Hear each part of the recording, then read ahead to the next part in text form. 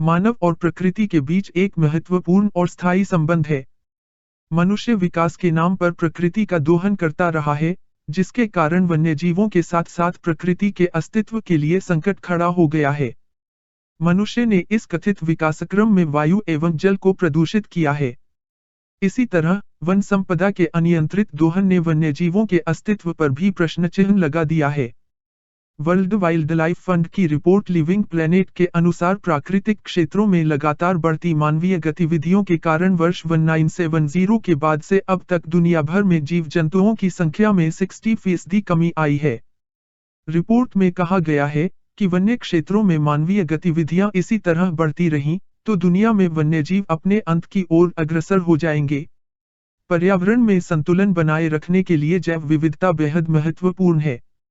जैव विविधता से तात्पर्य विभिन्न प्रकार के जीव जंतु और पेड़ पौधों की प्रजातियों से है। वैज्ञानिक मानते हैं कि जैव विविधता की कमी से बाढ़, सूखा और तूफान जैसी प्राकृतिक आपदाओं का खतरा बढ़ जाता है।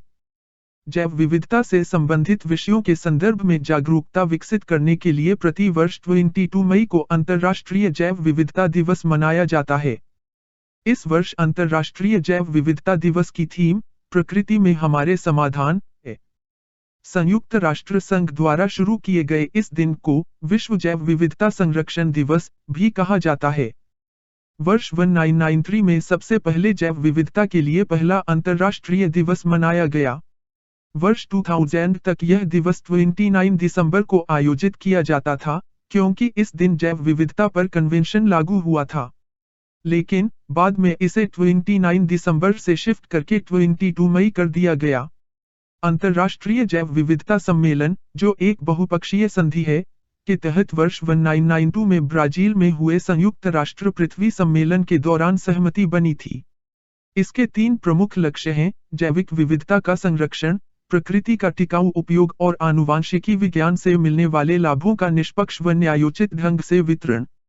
अंतर्राष्ट्रीय जैव विविधता दिवस का उद्देश्य ऐसे पर्यावरण का निर्माण करना है जो जैव विविधता में समृद्ध, टिकाऊ एवं आर्थिक गतिविधियों हेतु अवसर प्रदान कर सके। इसमें विशेष तौर पर वनों की सुरक्षा, संस्कृति, जीवन के कला शिल्प, संगीत, वस्त्र, भोजन, औषधीय पौधों का महत्व आदि को प्रदर्शित करके जैव विविधता के महत्व और उसके न होने पर होने वाले खतरों के बारे में जागरूक करने जैसे विषय शामिल हैं। संयुक्त राष्ट्र की प्रोटेक्टेड प्लेनेट रिपोर्ट के अनुसार जैव विविधता के नजरिए से महत्वपूर्ण 1/3 क्षेत्रों जैसे भूमि, अंतर्देशीय जल क्षेत्र एवं महासागरों को किसी प्रकार की सुरक्षा प्राप्त नहीं है।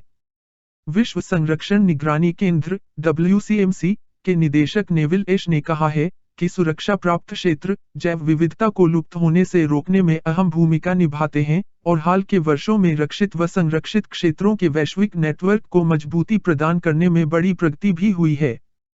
पूरे विश्व में जैव विविधता संरक्षण मुख्य रूप से मनुष्य द्वारा जल, जंगल, जमीन एवं महासागरों के प्रति किए जाने वाले व्यवहार पर निर्भर है।